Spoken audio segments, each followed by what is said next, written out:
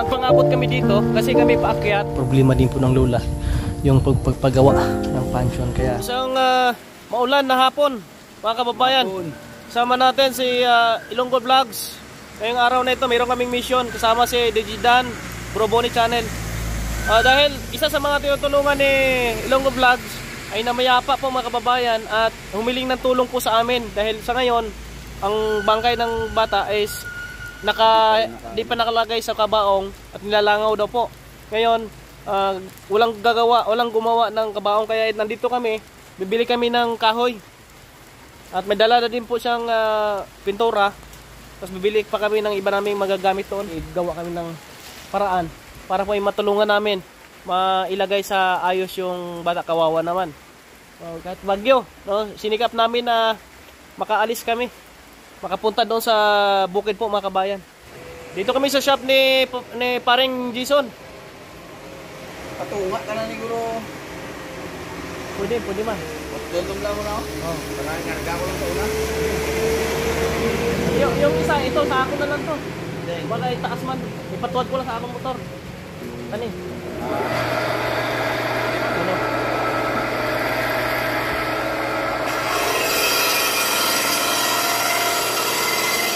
Dito rin kami sa Cartagena. Kasama si Bro Brox. At bumili na rin kami dito ng pako po mga kababayan para po sa gagawin namin. At ito, salamat kay Boss Jason.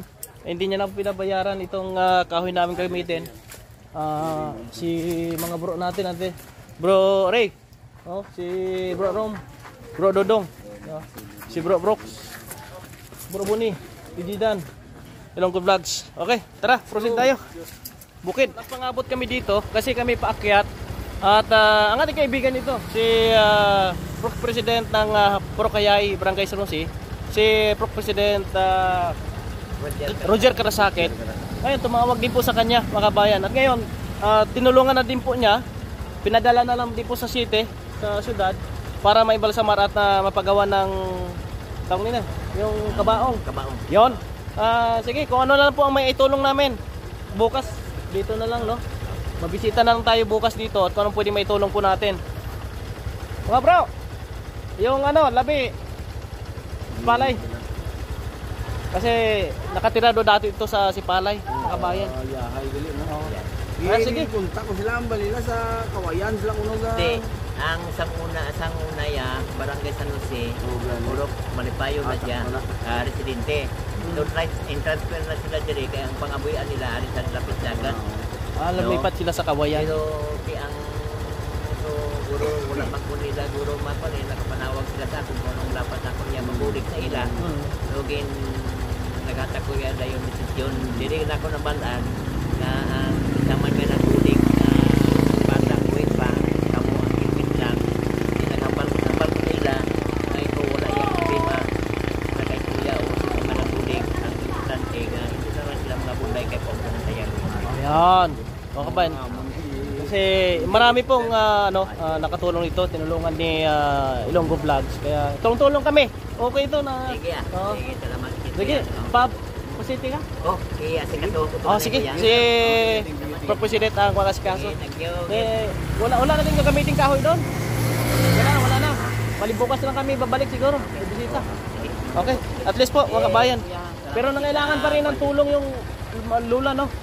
Kailangan pa rin ng pinansyal nila pang living. Okay lang kuya kay ang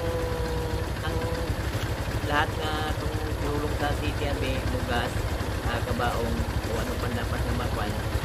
Kasi ni President, kabaong, bigas, at kung ano pa, ang sa amin kung ano lang pong itulong. Kuya madugan na lang kung ano dapat atong madugan. Anong kailangan na ano lang tayo. Sige, mga kabayan, no? Itong update namin, abangan nyo lang po. Sige, sige po, ingat. Yan po mga kababayan. Bro, wale. Ano muna tayo? Coffee break. Coffee break. Bali, ano muna? Hindi muna kami tutuloy doon sa taas. Kasi doon sa bukid. Bukas na lang kami kasi ang bangkay pinadala na lang doon sa city ng Sipalay para gawin yung mga proseso.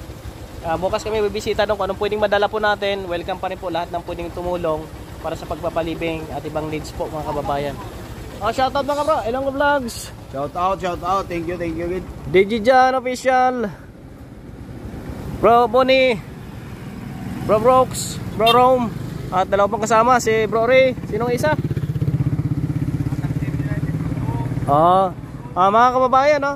Basta nangailangan ng tulong kami on the go, ulan, init, tuloy kami kung anong pwedeng magawa namin. Nandito kami mga kababayan. Pinuntahan na lang namin si Lola kasi nga may needs pa po siya. Siguro yung mga simento o hollow blocks na pwedeng needs nila na pwedeng maitulong namin. Okay lang sa makita sa sa video. Oo. So, di si nanay. Ito na yung tinulong ni Kapitan. May mga dala namin yung Dala sana kami kahoy. mga panday. Kumplito ng mga Bali, kailangan ng mag-ubra na ng pansyon. Oh, Sa saan ilibing ini? Dito sa may Sa Kansueng. Kansueng? So, Pwede man ngayon, gawin natin ngayon.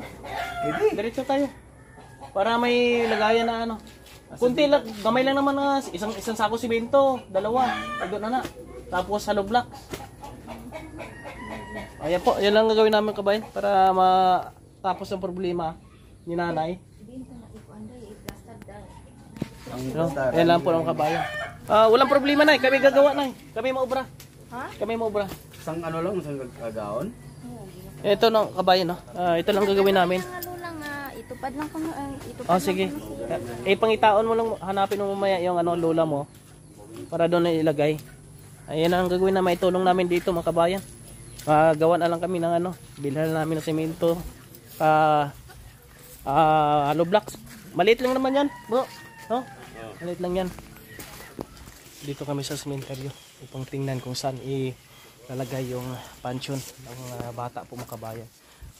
Kami na lang po ang gagawa. Yan lang po ang aming maitulong kasi ang problema din po ng lola yung pagpagawa ng pansyon, kaya okay na itong maitulong namin. Lagi niyong maaasahan, kaibigan.